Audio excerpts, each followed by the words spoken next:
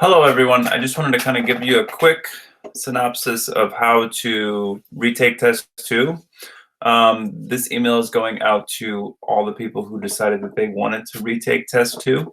So if you need to get to Google Classroom, and then if you go to the classwork portion, so if you can see my screen up here, you go to the classwork, and then you're going to scroll down and find where the retake instructions are. So it's down here in the third section. So when you click on Test 2 Retake Instructions, three different documents pop up, okay? Now, this is the instructions. So we're just going to quickly go through these so that you understand. So what Dr. Johnson is saying is that you have the option to do this at your house. Ideally, we would like you to have the old test and turn that in. That may not be possible. But here are some really important instructions for your retake. You can use any resources on Google Classroom. So we'll go back and check those. A calculator. You should not be looking up answers on the internet. She will be looking for those common Google searches. So don't be using the internet to do your work. Do your own work. You should also not be using other students. Okay, it's very easy to tell when students are answering questions from their friends instead of from themselves. So just be as honest as you can while you're taking this test at home. She won't be posting answers, and you can spend as little time or as much time on the test as you would like. Checking your grade and seeing what you could improve on is really, really helpful. And then this is due by Friday at 4. So this is Friday at 4. So make sure that you are turning this in by Friday at 4.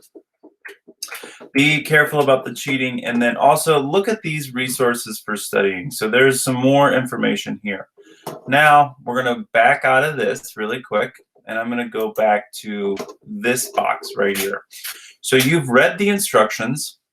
Here is the Google hand-in form. So let's click here. You're not going to hand this in quite yet, but when you do, you're going to type your name, your period, and then this is just by typing your name below, you certify you have read the test instructions and followed them. So hopefully we read those instructions, that was the document that I was just at, and you just put your name here, okay? So I would put Billy Menz.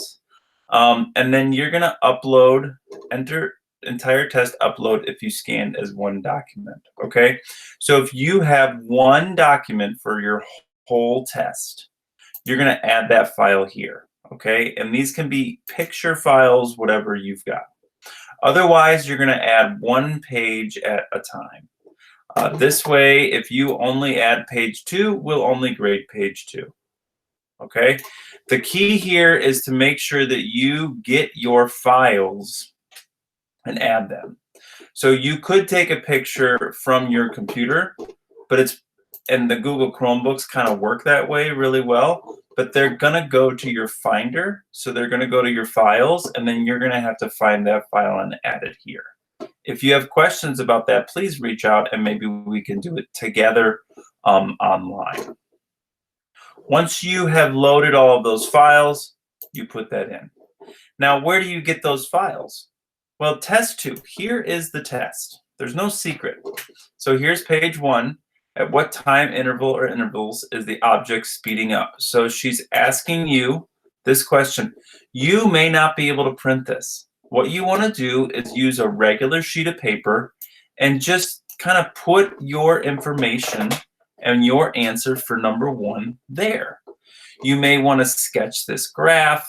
Whatever you can put on that page, do it.